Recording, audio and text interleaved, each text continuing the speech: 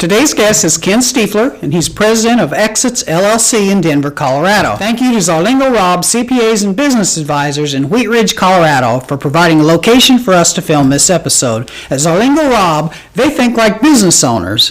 For more information about Zarlingo Robb, please click the link in our website show notes. Hi, I'm Norrin A. Hood, financial advisor and host of the Exit Plan Show. I interview America's top advisors to help business owners enjoy more personal freedom, grow their companies faster, and transfer ownership seamlessly when the time comes.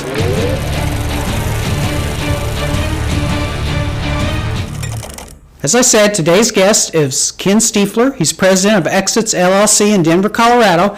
Ken's been an exit planner for 20 years and received his certified exit planner designation in 2009. You can go to the show notes on our website for more information about Ken Stiefler and Exits LLC. Welcome back one more time, Ken. That's right. Well, we're glad to be here, Norm. We're going to talk about step 7 of the exit planning process, which is personal wealth and estate planning. Now, when you say step 7, you think if it's a 7-step process, this is the last thing you do. But, I've had other guests on, I'm sure you'll agree with this, it's not the last thing you do. No, not at all. Not at all. I had one client that sometimes they can take up to a year to develop a plan, and he told me early on that he, even though he was in his early 70s, that they didn't have a will. He and his wife didn't have wills, we were in about month 3 of the process, and it was New Year's Eve, and being in their 70s, they were already asleep. A couple minutes before midnight, their dog woke them up. The house was on fire, and the 3 of them, the dog and the husband and wife, made it out, but the house burned down. They called me a couple days later, and I said that perhaps the last step should be the first step that we address, and that's getting some wills. Yeah, good. Yeah, that was good advice. I hope they took it. They did. I know there's a lot of things that go into selling a business, and you just don't wake up one day and sell it. What are some of the things that you have your clients address, way before the sale? Well, first of all, if they are that typical type of owner that has 80-85% of the wealth tied up in their business, is to spend the next 3 or 4 years when they're still involved in the business, figuring out ways to start getting some of that value out of there.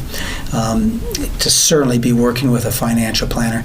It doesn't make any sense to go from one end zone down to the 1-yard line and then fumble in the end zone. Right. I mean, it just doesn't make any sense to do that.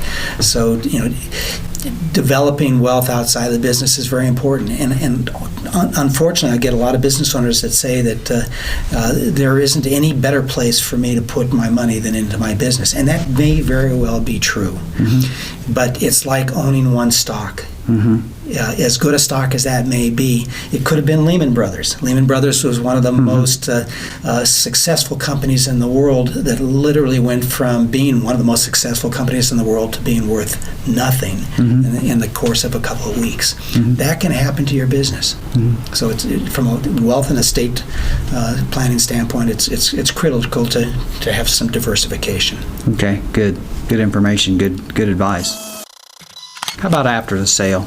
What are some things that have to be addressed then? Well, a couple issues. I mean, one as it relates to estate planning. I think the mental well-being of the person, that they really have a life after, that they just aren't going full bore, sell the business and then leave. That's sort of a recipe for somebody who feels lonely, feels that they have nothing going, and far too often that's where I heard that somebody died of a heart attack, and to me that's not good estate planning. No. But I think the other real critical point is that like any plan, I don't care how good the exit plan is or how good the estate plan is or the financial plan, if you don't monitor that on a regular basis, it will become obsolete in a number of years.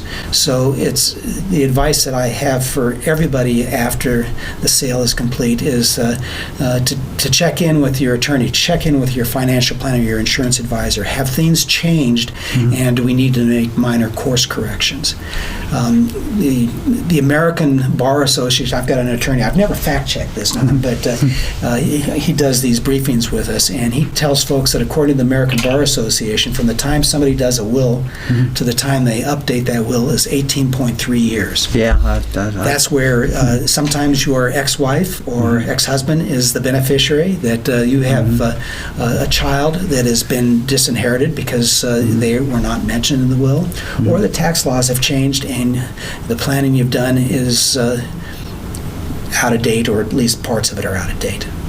Okay, good. That's good information for a lot of people listening right now. I'm sure they should I hope so. take heed of that.